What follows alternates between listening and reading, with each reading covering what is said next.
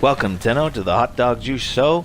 My name is Sunrind, your gracious host, and today we're going to be talking about, well, something mainly very unusual, mainly just because it was a subject that I came across that I wanted to show you. Let me introduce you to a melee weapon, the Fragor Prime. Maybe some of you don't know what this weapon is. Stat-wise, it looks very, very destructive. Here are the base. Maybe I should show you base stats without it having it hard to read with red writing. So, here, let me show you this. Wait, there. These are the base stats on the over here for the Fragor Prime. Fragor has 90 some odd impact and 19 both in impact or in slash and puncture, which is very, very low for slash and puncture. Has a 35 critical chance with a 2.5 critical multiplier, which is quite very good. It also has, if you don't notice, channeling damage increase is also increased by 1.8, which is more than usual. Usually it's a 1.5 for most melee weapons, but there's main problems with this. Many problems with the Fragor Prime. Here I just made a little build, good old-fashioned prime pressure point with the conditional overload, and I also added a killing blow. If you haven't noticed recently. I'm gonna put a healing return in here just so that I can show off the build and keep myself alive. So here's the killing blow that increases the channeling damage, and then I added a berserker because this thing needs attack speed so much. Alright, so should we get into some gameplay while we're talking about this? I think we should. So, as maybe many of you don't know, Fragor Prime came out with Valbon Prime's whole kit, basically, when he first came out. And so, let's go with the positives. Being how this weapon is impact, mainly, for the base damage, it would kind of solicit that, shields would work shields are really weak against this weapon, basically, because it's dealing impact, so impact is great against shields. Thus, you would think Corpus would be the prime component to this melee weapon, going El Destructo. And you are correct, but let's keep on going with the positives here. Positives, so like we were talking about the impact, let's go with the critical chance, because I always like to go with that. It's 35% critical chance for this thing. Really good.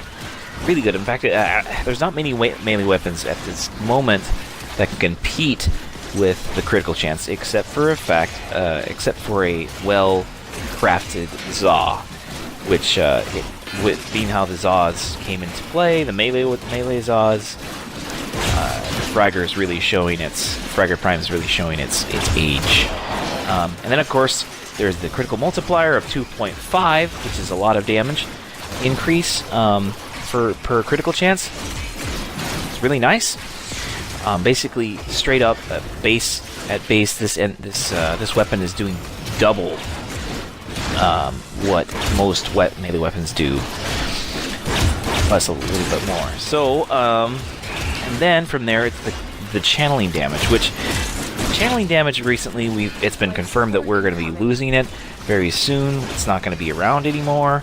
So this weapon is also showing its age because of the fact that they were trying to promote channeling damage usage by giving a higher rate of using channeling damage. The problem with channeling damage is positives. I think that was next to the last one. The other thing with the Fragor Prime is that it has some really heavy-hitting slide attacks with this weapon, which kind of makes sense if you mod it correctly. And so that's that's all the positives of the Fragor Prime.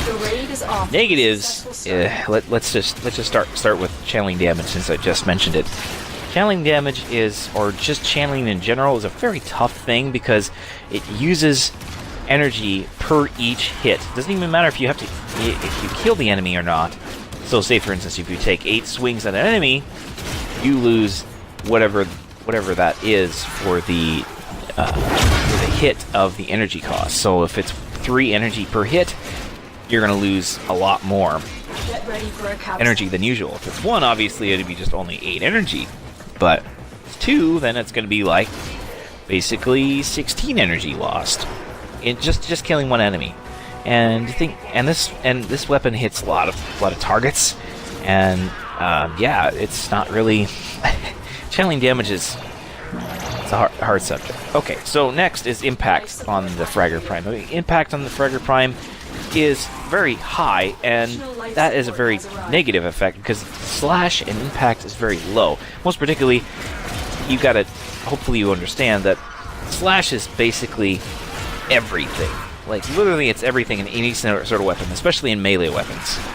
So, because the bleed effects off of something that is proccing with slash is so much better because of the fact it's actually bleeding the enemy, losing damage, takes whatever you deal damage and it deals damage more without you doing anything, at a fraction of the melee damage. So Fragor doesn't have any slash hardly at all, and so it really hurts itself when it tries to fight against enemies that have lots of health, like Infested. So, and then on top of that, you have Infested who have a lot of damage buffs, debuffs against you and stuff like that, where it literally negates your damage to like 0 or single digit numbers. So, with this in mind, the Fragor has a lot of stuff that looks like it should be going pretty good, but then when it comes to actually beating down enemies with health or high armor, it kind of starts falling very, very, very quickly in dealing damage output. However, I want to be a little bit more positive. So, I have noticed since using this for quite a long time that there's something really nice about the Fragor, and the fact that it has such high impact, thus guaranteeing a lot of knockdown power with whatever type of stance that you use. By the way, I'm using a different stance fighting against the Infested here. It's Shattering Storm, which is more my favorite of the two hammer stances. Crushing Ruin is very good, but I feel like, at least for this weapon, it doesn't work very well, Crushing Ruin. So, yeah, Shattering Storm, I actually highly recommend it. So, with that in play, the Fragor really struggles against very large armored and health targets, like I said, and so thus it really starts falling flat in its face past like an hour and 20 minutes. Now, obviously, I don't have clippage of me showing you it off because, well, hopefully you understand. And even if this sparks your interest and says, "Well, I'm going to try the Fragor Prime out," go ahead, please. I actually recommend it. And if you have other ideas and builds, yeah, let me know. Now, this does not exclude the fact if maybe you got a Riven that literally gives it like 300% melee damage, then yeah, that would pull the Fragor back into a very, very acceptable use, to the point where you can actually, you don't really have to worry about it anymore. It's literally, the slash is a very huge main problem, and then it's also like very tempting to use the channeling damage effect. And the channeling damage is is large numbers, but it's kind of small, I guess, in a sense. It doesn't do as much as you would think. You would think this would do millions of damage, and you're struggling to like try to pump out about a 40,000 crit sometimes, especially against Infested. Oh my goodness, especially against them. Oh, and the last caveat for this negative stuff for this poor weapon is its attack speed. It's abysmal because of the fact, a weapon's in trouble, a melee weapon most particularly, when even a berserker is not going to help you speed up the weapon enough. Even though you have full charges of the berserker on, it's still slow.